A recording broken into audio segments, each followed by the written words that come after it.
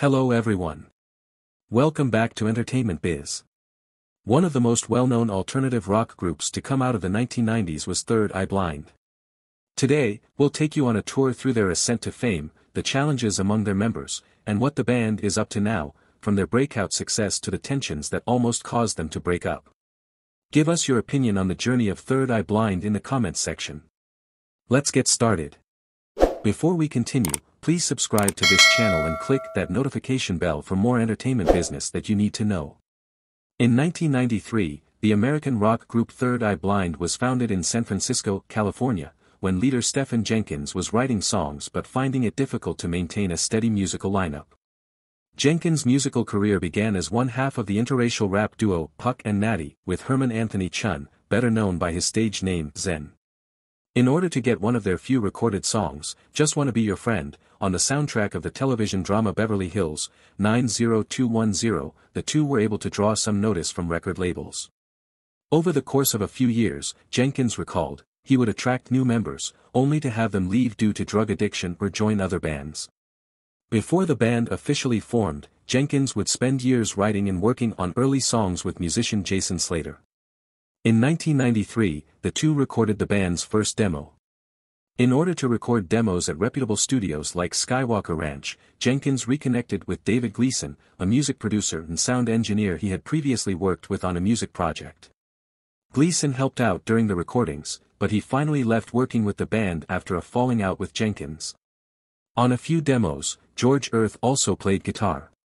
Jenkins continued to work on some of the songs that were subsequently released, like Semi-Charmed Life and All Right Caroline, but a large portion of the initial demo's content, including the song Hold Me Down, was discarded and put on hold completely. During this period, guitarist Tony Fredianelli tried out for the band, but Slater claims that Jenkins thought he was too heavy metal for the group. Slater left the group, and guitarist Kevin Cadogan and bassist Ariane Salazar took his place. Adrian Burley, Steve Bowman of Counting Crows and Michael Urbano of Smash Mouth were among the drummers the band alternated between. Prior to Cadogan's entrance, the band failed to make much progress, according to Salazar, who believed that the songs truly began to take shape when Jenkins' more minimalist demos were combined with Cadogan's large guitar sound. Jenkins and Cadogan collaborated on a second round of demos, with Jenkins composing lyrics and Cadogan assisting him come up with musical ideas. The songwriting team of Stephen Jenkins and Kevin Cadogan earned the band's first major label recording contract with Elektra Records in 1996, following years of lineup changes in the early and mid-1990s. Brad Hargreaves, drums, Kevin Cadogan, lead guitar, Ariane Salazar, bass guitar, and Stephen Jenkins, vocals, rhythm guitar, made up the majority of the band when they released their self-titled debut album in 1997. Early on, the band's sound was greatly impacted by the Bay Area's thriving music scene, which was a mashup of pop, rock, and punk. Jenkins characterized this era as one of innovation and inquiry. The band had commercial success in the late 1990s. In the US, Blue and Third Eye Blind each had a single gold record and 6 platinum awards. A number of the tracks were also commercial triumphs. Never Let You Go made it to the top 20, while Semi-Charmed Life, Jumper, and How's It Going to Be all made it to the top 10 of the US Billboard Hot 100. The band was still having problems even though they had finally achieved their aim of getting signed. Eric Valentine, who was employed as a sound engineer, believed that he was given responsibilities that a full-fledged music producer would perform, but without the compensation that would typically accompany the position. This led to a falling out between Jenkins and Valentine. Although Valentine received a co-production credit, those involved believed he contributed significantly more to the record than was officially acknowledged. During the recording sessions, Cadogan also lost faith in himself. Although he understood that he and Jenkins had an equal partnership role in the band, he did not believe that he was treated as such. Although Jenkins and Cadogan produced quality work together, Valentine noted that they were frequently at odds in the studio and that their relationship gradually deteriorated as the album was being completed. Furthermore, even though Cadogan and Jenkins were both signed to the contract from the record label, days before the signing, Jenkins secretly formed a Third Eye Blind Incorporated as a corporation and named himself the sole owner and shareholder, giving him total control over all legal and financial matters within the band. The rest of the band was unaware of this until years later.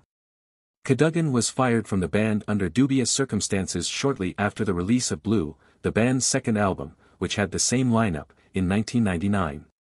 For the next 15 years, the band persisted, but with several lineup changes and lengthy breaks between albums. With guitarist Tony Fredianelli, the band released Out of the Vein in 2003 and Ursa Major in 2009, however, they soon parted company with him, leaving Jenkins and Hargreaves as the only core members left. In the mid-2010s, the band's lineup settled once again with the addition of bassist Alex LaCavaliere, keyboardist Alex Kopp, and lead guitarist KRYZ Reid. Third Eye Blind is still working today.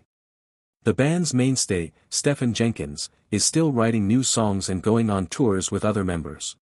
Main vocalist and rhythm guitarist Stephen Jenkins, drummer Brad Hargreaves, guitarist KRYZ Reid, who joined in 2010, bassist Alex LaCavaliere, who joined in 2013, and guitarist and keyboardist Colin Creve, who joined in 2019, are all still active. Although their sound has changed over time, they have stayed loyal to the mix of catchy melodies and reflective words that initially brought them fame. Over the years, Third Eye Blind has navigated the challenges of celebrity, personal hardships, and artistic development. Their tale serves as a reminder that music can serve as a haven and a vehicle for expression, since it is one of tenacity, inventiveness, and camaraderie.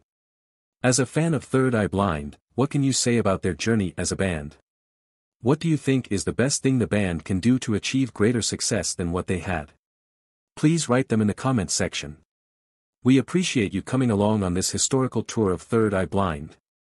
For more in-depth analyses of your favorite bands, don't forget to subscribe and like this video.